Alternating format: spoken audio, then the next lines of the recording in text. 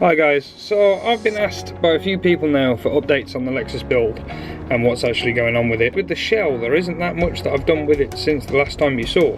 It's mainly been sort of prepping the engine and making sure that's all ready for when it goes in the car finally.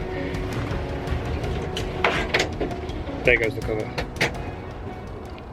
So the main sort of things that I've done with this car is I've finished restoring this bucket seat on the outside and the actual bottom of it, because when I first got this it was just all graffitied up, so I've sanded it down and painted it up nice to match the rest of the pink splatter that I actually wanted on the theme of the car. The dashboard unfortunately was the sticky dash, which a lot of Lexus owners will tell you how annoying it is, so I removed it all off the top, all the sort of resiny residue, and then painted it just like a satin black. So it's not perfect, but it looks a damn sight cleaner than it was. I've finished painting the gauge pod and installed the AFR gauge, and then I've made this little template up for the centre for switches and whatnot. Obviously you've seen the shifter before, that's still all working properly and nice snappy shifts because it's got that bushing in there that I made. And you can't really get reverse by accident. Like, I can go over quite hard and still get first, because you really have to press to get reverse, which is good because it means you're not going to miss shift. So the homemade hydro, that's all plumbed in now, all the lines are neatly done. It's all mounted on this little bracket that I made out of a bit of thick mild steel, and then just welded it directly to the tunnel so it doesn't move at all. That now sits exactly where I want it. It's less than a finger away from the wheel, so you haven't really got to go very far to actually get to the hydro. But it all moves very nicely. It then plumbs through, if it'll focus, then plumbs through this OBP bias valve, so we can just reach forward and change the bias if needed. I know it's not important, but up the top we've got a little collection of stickers going on the sunroof delete. I'm going to add to this more and more as I go, but anytime I get a sticker it'll be going on the roof. The coilovers are now on. I managed to get the second ones on yesterday. I did the fronts a while ago and then managed to get the seconds back on. So I got a deal on some really cheap max speeding rods ones, so just whack them on for now. I'll eventually upgrade it to a better set, either HSDs or BCs, one of the two, but the front looks a bit worse for wear because it's got this ghetto bonnet on it that I made.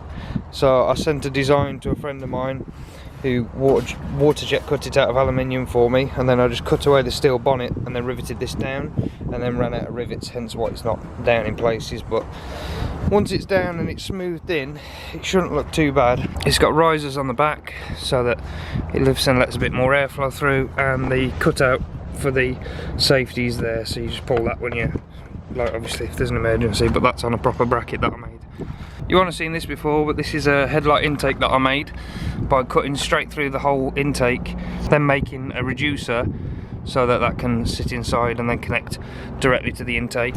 You may also notice that there's quite a lot of camber on the front wheels, and that is because, if I can get under here to show you, that is because I've installed these, which are CNC 71 knuckle kits. And I was happy with the amount of lock that they actually give you. They give you a decent ton of lock as long as you set them up properly. There they are, CNC 71. They fitted in absolutely lovely. They didn't take any effort at all. Once you understood the instructions, they were golden. Really great quality. The sort of finish on them and the fit from all the machining, you can tell it's had some effort put into designing it. There's some of the new shot of the coilovers. I thought there was more when I took it off, and then I realised, you can't see it from here, but the back of the wheel is actually touching the chassis leg. So if I put better offset wheels on, there's actually more lock than this, because when you take the wheel off, the hub will move a little bit more.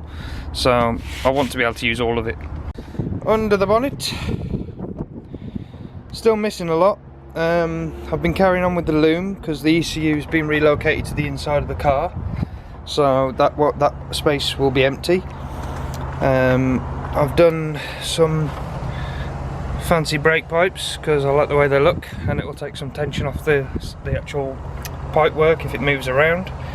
They run through grommeted holes now, so I've tried to do everything as proper as I can.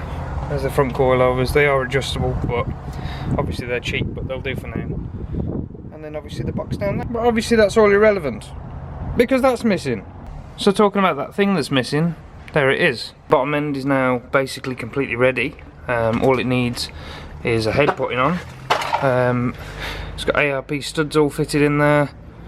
All the pistons are nice and shiny and polished. It needs a good clean before anything's fitted, because obviously it's been sat waiting for the head. And that's one of the things that we won't see once it's fitted. It's got that nice light and flywheel on that I've restored, and the Helix 4-puck clutch.